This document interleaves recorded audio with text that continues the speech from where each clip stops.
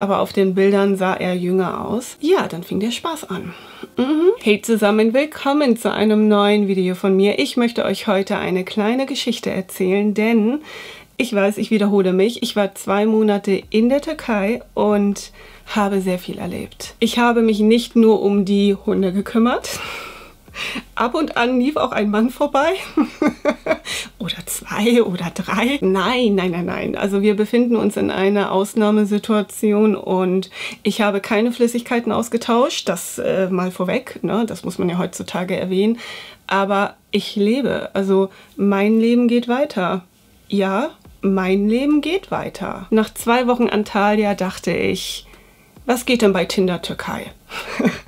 Ich meine, es gibt ja kein Tinder Türkei, Tinder, aber ja, ich war neugierig. Ich wollte wissen, was da rumrennt. Ich meine, gucken ist ja erlaubt noch. Ich dachte, ja, meld mich mal an und swipe nach links, swipe nach rechts. Ich glaube, das hat ein paar Tage gedauert. Mein Match war wie aus dem Katalog, ehrlich. Ich dachte, wow. Also, ich meine, es gibt ja immer das Klischee, auch bei uns, ne? Oder bei uns Frauen, nicht alle. Man kann nicht alle über einen Kamm scheren, aber wir sind bekannt, dass wir uns vor dem Spiegel fotografieren, mit 10 Filter und wie auch immer. Aber die Männer posen gerne vor teuren Autos. Und er war auch einer. Ja, vor dem Auto, neben dem Auto, hinterm Auto, dann mal im Auto. Ich dachte, wow, gucken wir uns den mal an. Also ich meine, er hatte auch etwas breitere Schultern. Also man hat gesehen, dass er Sport macht. Sein Markenzeichen war auf jeden Fall sein Auto. Auf jeden Fall haben wir ein paar Tage hin und her geschrieben. Und wir sind dann einen Abend zusammen essen gegangen. Ich habe zu ihm gesagt, wenn er mich sehen will, muss er kommen. Also er hat irgendwo anders gewohnt. Wir waren in meinem Lieblingsrestaurant essen. Das habe ich hinterher bereut, wirklich. Und ich habe ihn gesehen und mir fiel auf, dass er kleiner war. Also er war kleiner als wie angegeben im Profil und er war grauer. Also er hatte deutlich mehr graue Haare und auch mehr Falten. Ich habe ihn erkannt, aber auf den Bildern sah er jünger aus. Und ja, dann fing der Spaß an. Ich hatte noch nie ein Date, wo ich mein Essen teilen musste. Wir hatten unsere Menükarten und dann fragt er mich, was ich essen will. Und ich wollte Lahmacun essen. Und dann bestellt er einmal Lahmacun. Ich fragte ihn, was er dann essen will. Und dann sagt er, bei mir wird geteilt. Ich mag keine getrennten Essen. Und ich hatte Hunger. Und wenn ich Hunger habe, Dusch. Stimmung, Dusch. Oder schnell, ja. Die Krönung war dann auch noch, dass er mir das Essen auf meinen Teller gepackt hat. Und dann dachte ich, das ist wie bei Mama in der Küche vor 20 Jahren. Ja, er war aber freundlich und wir hatten auch coole Gespräche. Er hat mir erzählt, dass er ein paar Läden hat in einigen Hotels. Er meinte, dass sein Ziel ist, dass ich nach den 8 Wochen Türkei sage, dass ich bei ihm bleibe. Also, dass ich nicht mehr zurück nach Deutschland will. Und die Aussage hört sich niedlich an, wollte ich gerade sagen, gut an. Ja, es hat was, aber ich hätte zurück müssen. Also egal, ob ich mich verliebt hätte oder nicht. Und vor allem habe ich auch gar nichts gesucht. Also sicherlich sage ich immer, wenn ich verliebt bin, dann ist mir das egal, ob der in Indien wohnt oder in Afrika oder wie auch immer. Dann muss ich gucken, was ich daraus machen will oder kann. Ich wollte nichts von ihm und ich bin auch keine, die am nächsten Tag ihre 7 Sachen packt, nur weil ich einen Mann kennengelernt habe, den ich vielleicht seit 3 Tagen kenne oder so.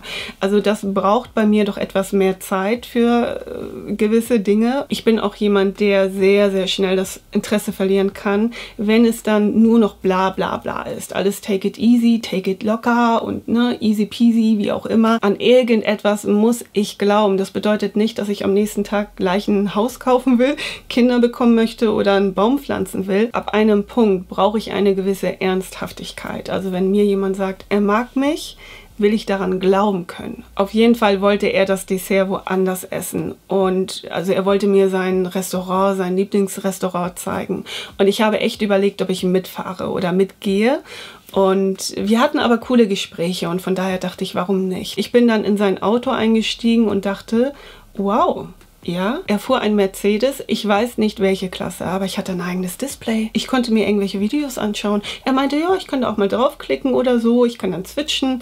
Ehrlich, das war sehr Hightech-mäßig, also schönes Auto. Wir sind dann losgefahren Wir haben uns auch gut unterhalten, nur leider sind wir nie beim Restaurant angekommen. Wir waren dann auf einmal am Strand nach 20 Minuten Fahrzeit. Ehrlich, das ist wieder dieses bla bla bla bla, take it easy Gedöns.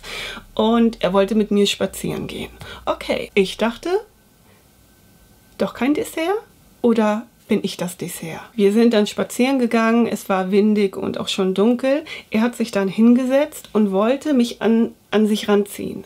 Also ich glaube, er wollte, dass ich mich vor ihm hinsetze oder wie auch immer. Ich wollte das aber nicht, das ging mir zu schnell. Er hat mich gefragt, warum nicht? Und ich meinte, weil ich ihn nicht kenne. Und er meinte, ach, muss ich dafür wirklich jemanden kennen? Sicherlich muss man dafür nicht unbedingt immer jemanden so gut kennen, aber ich hatte das Feeling nicht.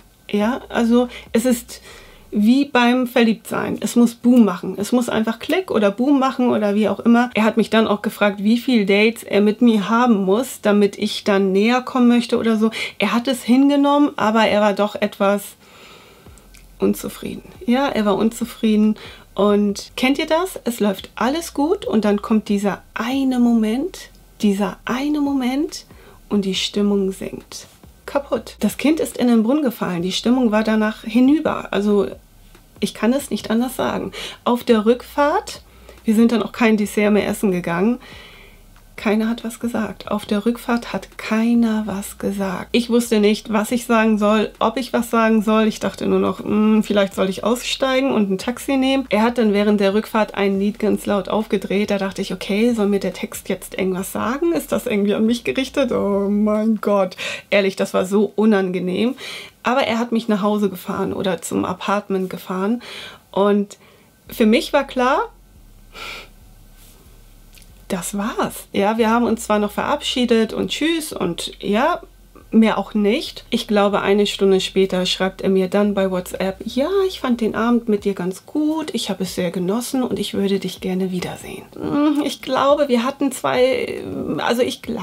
ich hatte ein anderes Date. Das Date war ein Flop. Ich habe die Nachricht gelesen und musste die erstmal verdauen und wollte auch nicht sofort antworten. Aber er hat mir das vorausgenommen. Er schrieb nämlich dann ganz frech, was ist das denn? Du hast die Nachricht gelesen und antwortest mir nicht.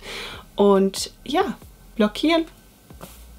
Date vorbei. Ich habe ihn dann bei WhatsApp blockiert, weil, also diese Antwort, ich verstehe schon, dass man eine Antwort möchte, aber das war eine Zeitspanne von 20 Minuten. Also das war nichts, und das fand ich dann doch etwas übertrieben. Und wenn er dann mir so entgegenkommt wie, was ist das denn, du antwortest nicht, und weißt du, man hätte dann auch nachfragen können, warum antwortest du nicht, man hätte es anders formulieren können und das hat er nicht und von daher blockieren. Das war mein einziges Tinder-Date, danach hatte ich erstmal die Schnauze voll. Ich war sowieso nicht wirklich auf Dating-Suche oder so.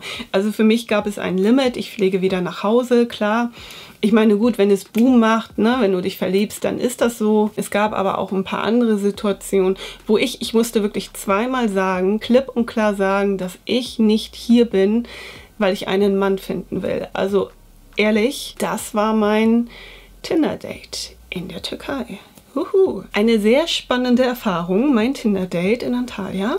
Und liebe Grüße. Du, man kann ja freundlich bleiben. Es lag nicht an dir, es lag an mir. Ich kümmere mich dann doch lieber um die Hunde. Klingt traurig, ist es aber nicht. Ich hoffe, euch hat das Video gefallen. Abonniert meinen Kanal, wenn ihr möchtet und habt eine schöne Woche. Bis bald.